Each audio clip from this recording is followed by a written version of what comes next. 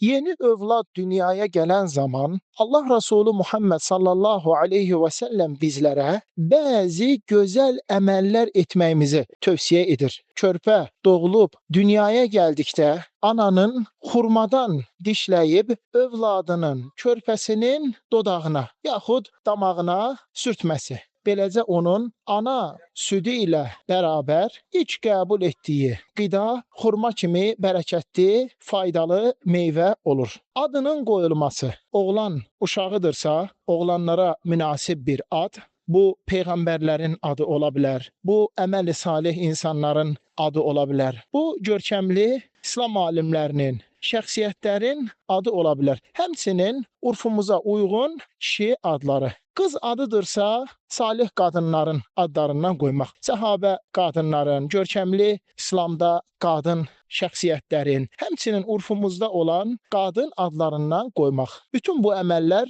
körpə doğulan birinci gündə olur. 7-ci günündə oğlan uşağının saçı kəsilir. Həmin saç ağırlığında gümüş yaxud qızıl Allah yolunda sadaqa verilir. Qız uşağıdırsa dünyaya gələn, saçı kəsilmir. Olduğu kimi qalır. Həmin bu 7-ci gündə oğlan uşağının sünnət olması vardır. İmkan varsa 7-ci gündə, yoxdursa 14-cü gündə, yoxdursa 21-ci gündə uşağın sünnət olunması. Əqiq qurbanlarının kəsilməsi. Əqiq qurbanı qız uşağının adından bir qoyun yaxud qoç, oğlan uşağının adından 2 qoyun yaxud 2 qoç kəsilir. İmkan varsa valideynləri bunu 7-ci gündə edir. İmkan yoxdursa 14-cü gündə edir. 14-cü günə də imkan yoxdursa 21-ci gündə edir. 21-ci gündən sonra isə artıq günlər sayılmır. Nə vaxt imkan olsa kəsə bilər. O ki qaldı,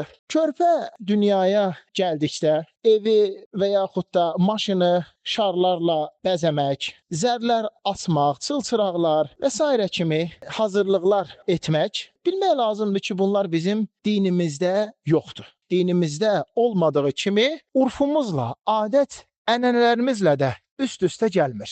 Diqqət etsək, bütün bunların hamısı yaxın illərdə bizlərə ya televizordan keçdi, ya telefondan keçdi, yaxud da qərbdən gəldi. O ki qaldı uşaq üçün oyuncaqlar almağa. Bəli, almaq olar. Oğlan uşağı üçün ona münasib oyuncaqlar, qız uşağı üçün ona münasib oyuncaqlar almaq olar.